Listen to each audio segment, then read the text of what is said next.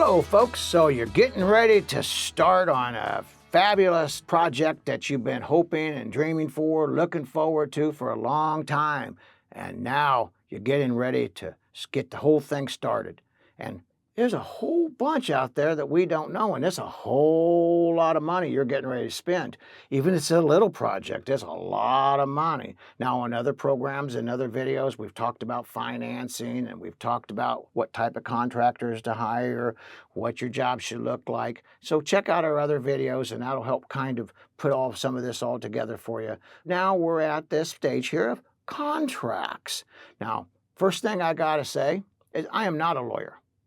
I have not taken any lawyer courses. I do expert witnessing for litigation work, so I do have some experience in this, and I've been hired to do as contract consulting, review contracts and things like this, but I am not a lawyer. This is no legal advice. It's just common sense advice. I always highly recommend that whatever contract you get a blessing from your attorney that specializes in contracts.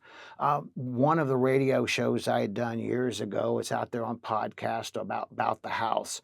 We actually had an attorney on with Matt Nagel by state law, and he talked a lot about contracts. So I'd highly recommend that you check out that video. It's out there on YouTube. Been out there for several years, and it's a great one. But now the laws change. Laws are always changing. And normally the laws are changing, hopefully for your benefit, to the homeowner and not for the contractor. But nevertheless, you want to make sure that your contract is good and solid. Folks, this happens all the time, poor contract writing. And this is where a lot of this stuff gets slipped through the cracks. And so what we want in our contracts is that we're going to want a full scope of work, right? That is, exactly what the job is going to look like. You also want to have how you're going to attend to any change orders, because things do happen. Say, for instance, you have your colors already picked. You got this carpet picked or this hardwood picked, but for some reason it's not in stock and you have to get a change order. Well, you're going to want to make sure you know how change orders are handled. You're going to want things in there like parking. Where are they going to park at? Maybe school buses come down through there. You don't want to have your people parking in front of the mailboxes or the neighbors' mailboxes. You do not let them park on your driveway. We'll talk more about driveways and all this stuff. We'll get more into detail, but this is just kind of just a roundabout of all the different things you want. Accessibility into the building. Even things you're going to want in your contract is where I'm going to store my material. So sometimes, if it's just a simple, I'm going to put my lumber. Well, you don't want your lumber in the street, though sometimes they have to drop it in the street. Well, okay, you got to drop it in the street. You got to have it in your contract. How long is it going to sit in there? Who's liable for it? If anybody gets hit, you want to make sure that there's no guesswork. I guarantee you if something bad happens, the contractor's going to come back and say, well, it wasn't in the contract. But you're also going to want things like bathroom facilities. If it's a big project, they might be having one of them Scotty potties, one of them portable toilets out there on the job. You want to know where it's supposed to be sitting at. There's code things that's issues in regards to this.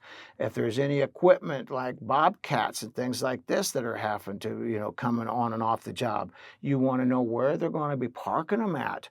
I've seen driveways get cracked and ruined because of this. Driveway's broken. After you parked it on it, who's going to pay for it?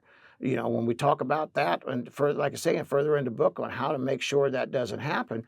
But you're also going to want in your contract, if there's any kind of work shortages or work stoppages, you're going to want payment schedules into there. When you pay your people, how you pay your people, exactly how much time frame you're going to need before you actually get the bill versus pay the bill, all these things. And like I said, we'll go into more detail in other aspects or videos and things of this, but these are just kind of giving you some ideas of what you're making sure that it is. Liens, if there's any liens against you, your legal ramifications for this, anything that you can do to protect yourself. There again, I kick that back into your municipality or your state, making sure that attorney blesses your contract. If you want to have the times that they start, the times that they stop. I was always one that, and I honestly, as a builder, I've been a builder now for over 47 years, 46, 47 years. And so I learned some of this stuff. I was always one, I pushed hard. I pushed real hard. I wanted the guys to work Fridays and Saturdays. I have all this work. I'm trying to get it all done. Well, certain little tiny things. I know this sounds trivial, time of work. Well, there's such a thing as municipality issues that maybe you can start and stop at their time, for your sound nuisances, sound noises, what it calls sound pollution, I guess is what they call it, noise pollution. Also, too, starting and stopping. Where I'm working, I did not ask them of their particular holiday concerns. Some people and some religious holidays, people, they start celebrating or they have to shut down. No more work can be done after sunset on Friday, some sunset on Saturday, some on Sunday. Well, you just want to be courteous and you want it into paperwork, right?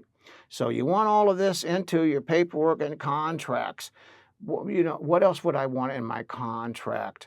I also want to make sure if, say, it comes to blows, and my contractor walks off, or he doesn't do this, or he fails to honor the contract, what do we have to protect my family? What do I have in here to make sure that my family doesn't get hurt? And lawyers will make sure you can help with that. But lawyers will only bless the legalese. You need to be smart enough to know what needs to be in it.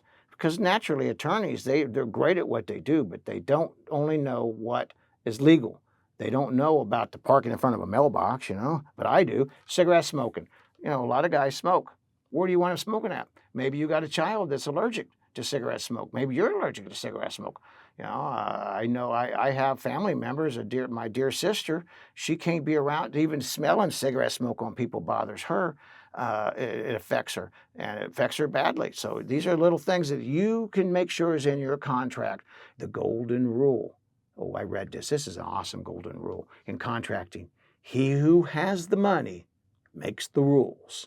Remember that. I love that statement. He who has the money makes the rules. This is all about helping people. I'm so excited about this. I just really think this is one of the most greatest things I've ever done to help the world, to help society, is this book.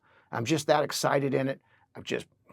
It's probably my last big hurrah as I go closer into retirement. And I want to share everything that I learned with you folks, so your jobs will be smooth, so you will have a great enjoyment, and it'll be fun.